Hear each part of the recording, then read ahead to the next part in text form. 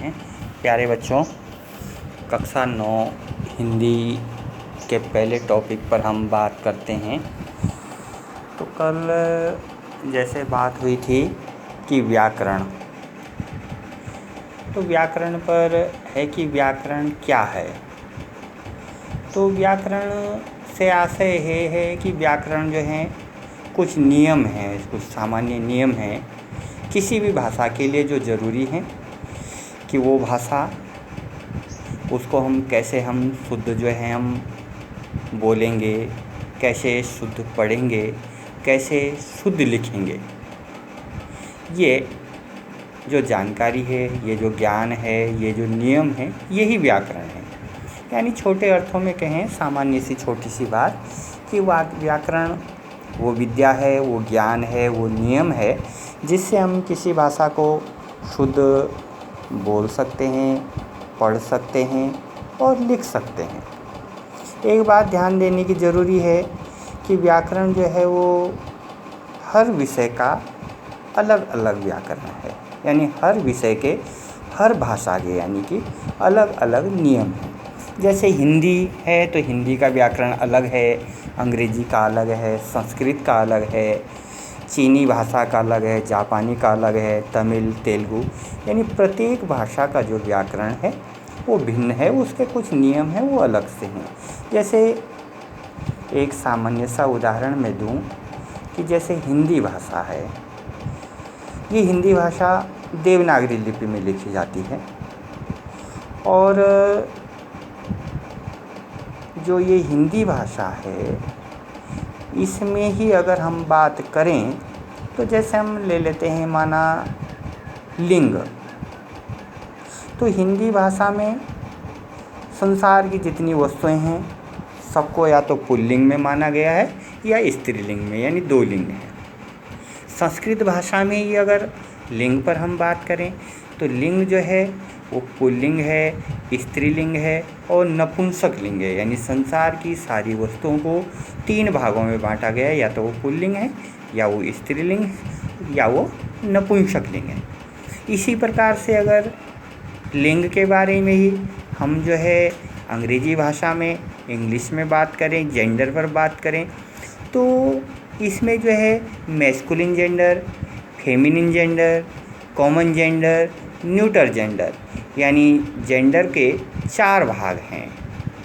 तो लिंग हिंदी भाषा का व्याकरण उसको अलग ढंग से देखता है, अंग्रेजी भाषा का अलग से देखता है और संस्कृत भाषा उसको अलग ढंग से, अपने ढंग से देखती है। उसके अपने अलग नियम हैं, अलग मान्यताएं हैं। तो बात करते हैं हिंदी भाषा की। हिंदी भाषा जो है ये हमारे देश की राजभाषा है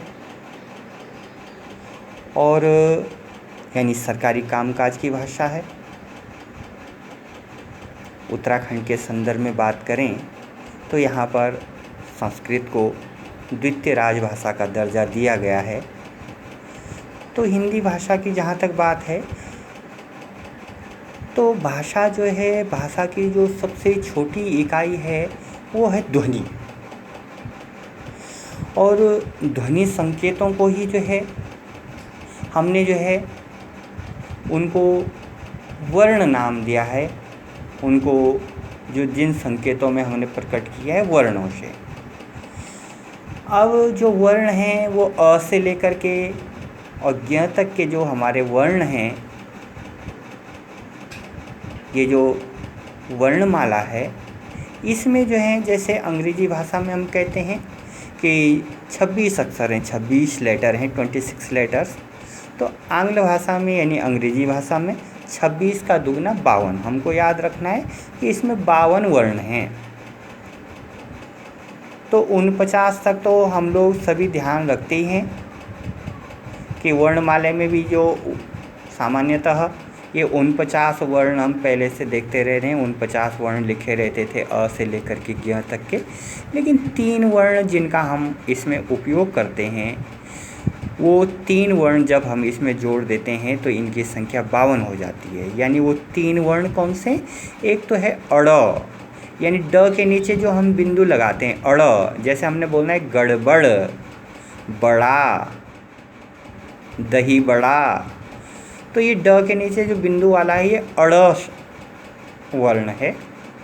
एक ढ, यानी जो हम सामान्यतः वर्णमाला में जो ढ लिखा रहता है उसके अलावा दूसरा ढ जो रहता था वैसा ये ढ, लेकिन उसके नीचे बिंदु भी लगाया जाता है। बिंदु कैसे लगाया जाता है कि जैसे हम बोलते हैं गढ़वाल, जब ज़्यादा जोर दिया जाता है किसी वर्ण पर, ढ पर, तो गढ़वाल, तो वहाँ पर ढ के नीचे बिंदु भी आता है। तो एक वर्ण अड़ बढ़ा, एक ढ और एक श्र। श्र जब हम श्री लिखते हैं या श्रीमती लिखते हैं तो ये जो श्र जो वर्ण है, श्र जो अक्षर है, ये जो है इस सहित जो है ये 52 अक्षर हम हिंदी में बात करते हैं। तो अब बात आती है कि भाषा है, सबसे छोटी इकाई वर्ण है। अब जब दो या दो से अधिक वर्ण मिलेंगे आपस में और एक नया शब्द बनेगा और उस शब्द का कोई अर्थ होगा, तब जा कर के जो है हम कहते हैं कि ये शब्द है।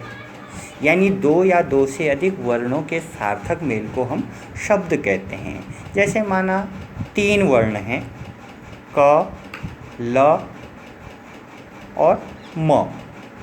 तो अगर हमने म, क, ल लिख दिया इसको, तो ये वर्ण तो मिले आपस में, लेकिन इनका कोई अर्थ नहीं निकला, ये सार्थक शब्द नहीं बना, तो इसको हम शब्द नहीं कहेंगे।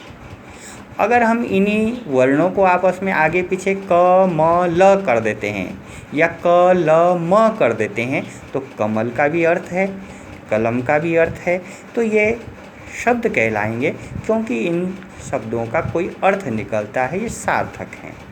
इसी प्रकार से दो या अधिक शब्द जब आपस में मिलते हैं और उनका कोई सार्थक अर्थ निकलता है, उनका कोई अर्थ होता है, यानी दो या दो से अधिक शब्दों के सार्थक मेल को हम वाक्य कहते हैं।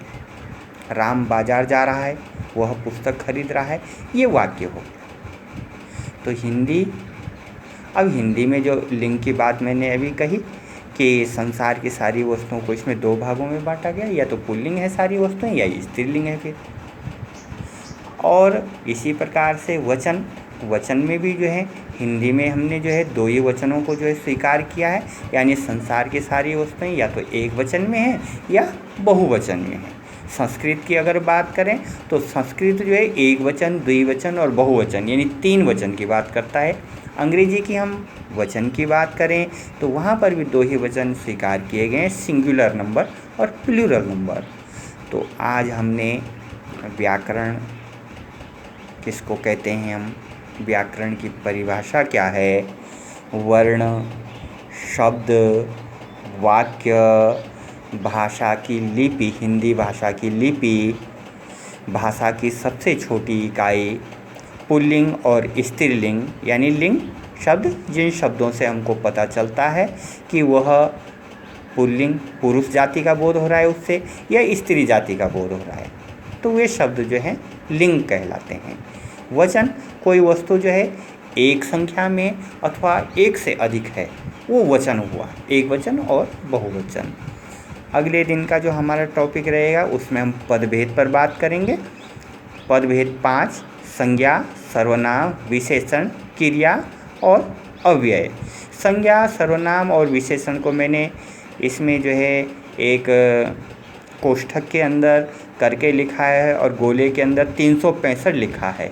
इसका आशय यह है कि याद करने की दृष्टि से, सुविधा की दृष्टि से, कि संज्ञा के 3 भेद हैं, सर्वनाम के 6 भेद हैं और विशेषण के 5 भाग हैं। साल भर में 365 दिन होते हैं।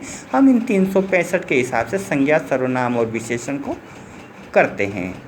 उसके बाद क्रिया और अव्यय पर भी हमारी बात होगी, और अगर कहीं पर कोई बात ध्यान में नहीं आई तो आप जो है पूछ सकते हैं। धन्यवाद।